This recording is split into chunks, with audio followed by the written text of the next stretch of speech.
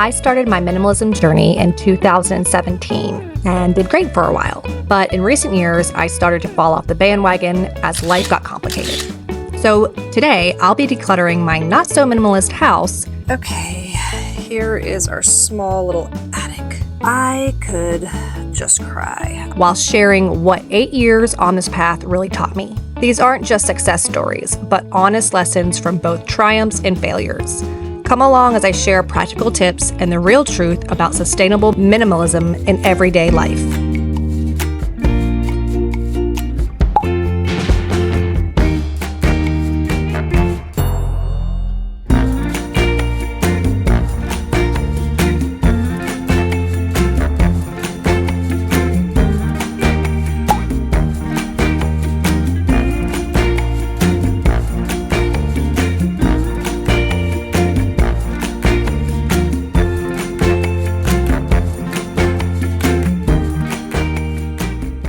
Lesson number 1. Minimalism is more than just decluttering.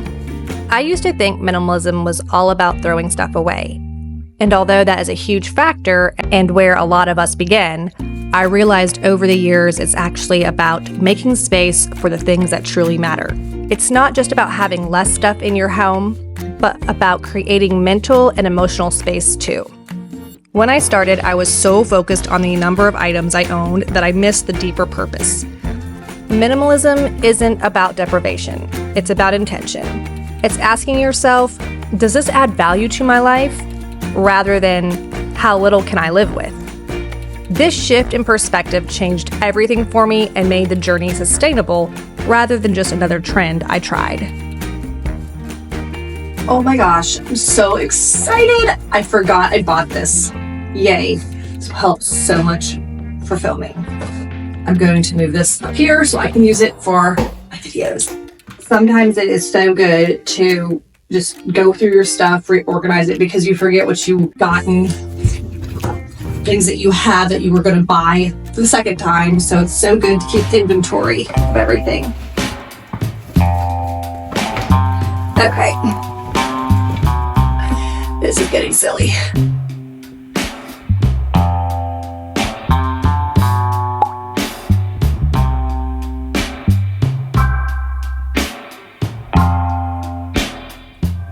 The first thing I feel like I really learned right off the bat within my minimalism journey was I thought that I could just declutter my entire house and then bam, be at my destination. But what I have actually learned as I've applied all of the things I've learned over these years is it's an absolute lifestyle change, mind shift change, and a journey. We're just not at our destination ever because as humans, we're ever evolving and changing. Every season looks different. We have more space and time for some things, maybe more time for decluttering during some seasons than others, and that is okay. And that's why I'm currently have all this stuff to declutter, because I've done my small declutters throughout the years, but I really haven't got to go in and just do a big haul, just go through the house and really rethink and minimize what we have brought in the past 2 to 3 years. And the last 2-3 years, if I'm being completely honest with you, have been some of the hardest 3 years of my life, emotionally and physically. And in that time, there was so much growth. But in that time, I didn't really have the capacity to declutter my home. That is why we're going through today, and I'm going to continue just to let you know what else I have learned.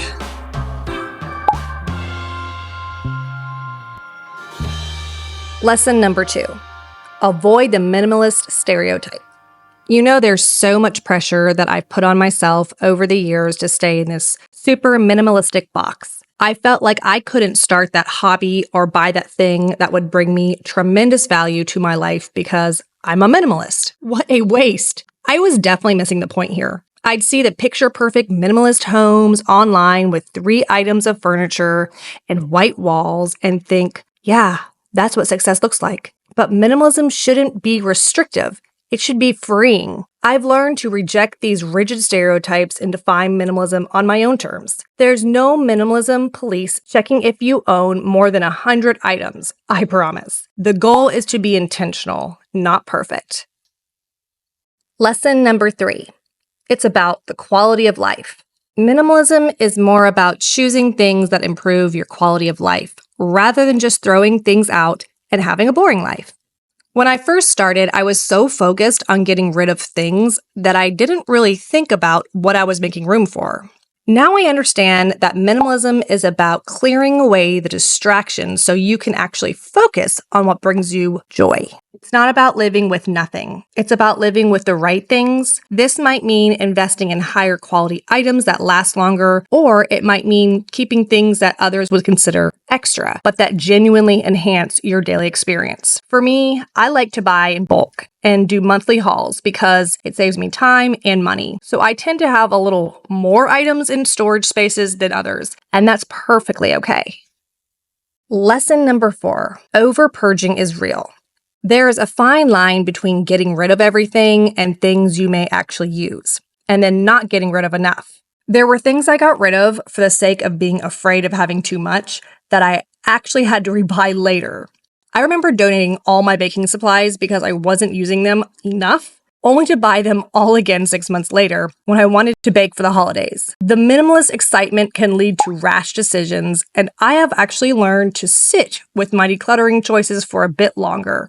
Now I ask myself, will I reasonably need this in the next year? And would it be more wasteful to get rid of it and potentially rebuy it later? This balanced approach has saved me money and prevented me decluttering regret. Lesson number 5. Minimalism looks different for everyone. Minimalism is not a one-size-fits-all lifestyle. It has a lot to do with your personal circumstances, family values, and beliefs. What works for a single person in a studio apartment won't necessarily work for a family of 5 with different hobbies and interests. I spent too much time comparing my journey to others I saw online, wondering why my home still had stuff when theirs looked so pristine. But I've learned that authentic minimalism actually honors your unique situation. My version includes soap and candle making supplies because those things matter to me and bring me a lot of joy, while someone else may prioritize a sewing closet or sports equipment. The common thread isn't what or how much you own, it's your intentionality behind those choices. Lesson number 6, minimalism with kids is so tough. Let's be real, minimalism with kids is a whole different ballground. It's not just about their toys, it's the sheer volume of stuff that comes with raising children. There's the gear they need for different ages, the high chairs, the car seats, the special plates, the growth charts, etc. Then there's the seasonal clothing that they outgrow in months, the school supplies, art projects, clothing. Just when you've donated the baby stuff, thinking you're done, you realize you need to keep the medical supplies, special blankies, and those just-in-case items. I found myself constantly caught between my minimalist ideals and the practical reality of raising children. What helped me was to create dedicated spaces, letting their rooms be theirs while maintaining more minimal common areas, and accepting that my minimalism journey looks different because I'm a parent. This season simply requires more stuff, and that's okay. I am not a hoarder. I am not a hoarder. What the heck is all this stuff? Lesson 7, find your balance. The times I did go extreme were exciting at first, but then I realized I did want to add a little extra spice back into my life. And while that served me at the time and gave me a clean slate, I was able to start adding back in the things that brought me joy without feeling guilty. For example, I decided I actually wanted more than 5 coffee cups and options for our guests. And that's okay. It's a lot about finding balance. Minimalism shouldn't feel like deprivation. I've learned that the sweet spot is different for everyone, and it might even change throughout your life. The goal isn't to own as little as possible. It's to own exactly what serves your current needs and brings you joy in your current season. Lesson number 8, don't try to convert others. One of my biggest mistakes was trying to convert my family members into minimalists overnight.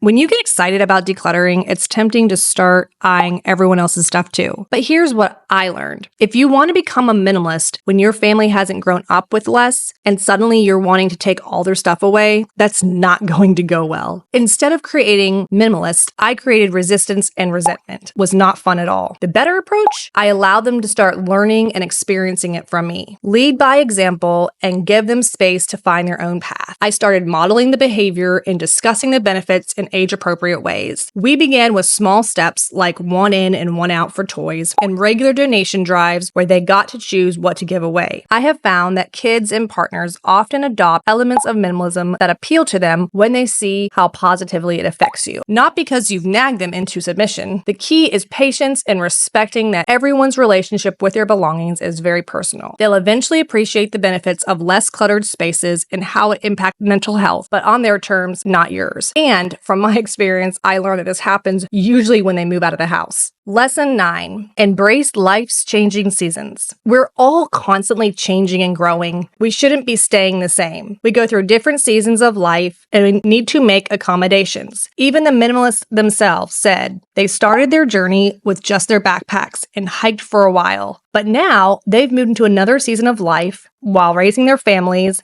and have accumulated more things. But the things that they own and decided to keep are thought out and they serve them at this point of their lives. I've experienced this in my own life too. My minimalism looks different now with teens and one moved out than it did 8 years ago with young children. It looked different when I was struggling financially versus when I had more stability. Staying flexible and not becoming rigid is key in all aspects of life. Minimalism should adapt to your life, not the other way around. Lesson 10, live by design, not by default. And for so many years, I solely lived by default. And wow, what a huge difference being intentional makes. Before minimalism and intentionalism, I was just accumulating stuff without even thinking, following cultural expectations about what I should own or buy. Now I make my own conscious choices about what enters my home and my life. This principle extends beyond physical possessions too. It's about how I spend my time, who I spend it with, and what values guide my decisions. Minimalism has taught me to be the architect of my own life rather than just letting it happen to me. This intentionality has been the greatest gift of my minimalist journey. So did I fail at minimalism? Well, in the material sense, I'd say yes. There were some serious relapses.